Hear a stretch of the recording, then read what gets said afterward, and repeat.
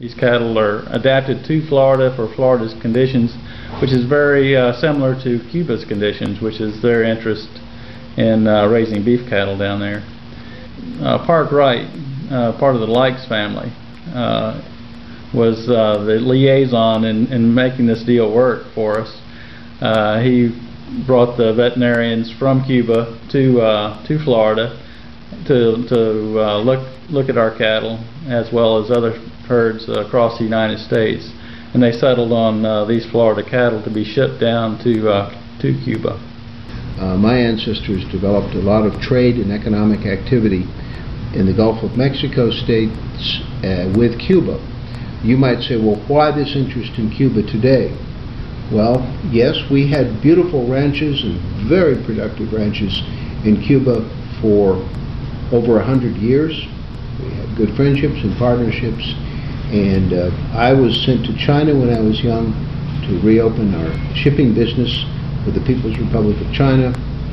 We brought the first Likes Brothers steamships back to China in 1978, 1979, and when I returned to Florida, I began thinking, why wait for governments when we can start to try and do business with cattlemen in Cuba? In other words, to regroup with the Guajiros, the Campesinos, to make amigos. So I got a license from the U.S. Treasury Department to travel to Cuba for agriculture, and I've been shipping cattle to Cuba.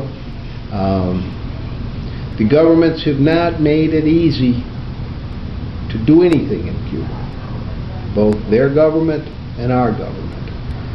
It's been very difficult. Ask any of my Cuban friends in Miami how difficult or easy it is to go home and see their family in Matanzas or in Camagüey or Pino del Rio. It's very difficult to come and go in a normal, natural way.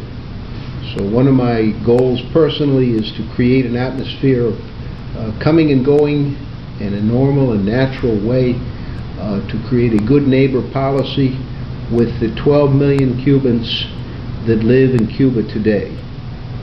To me as a Floridian, it's important to be a good neighbor and to be a good friend. And I hope if we can send cows to Cuba, we as Americans will be free to go there one day also.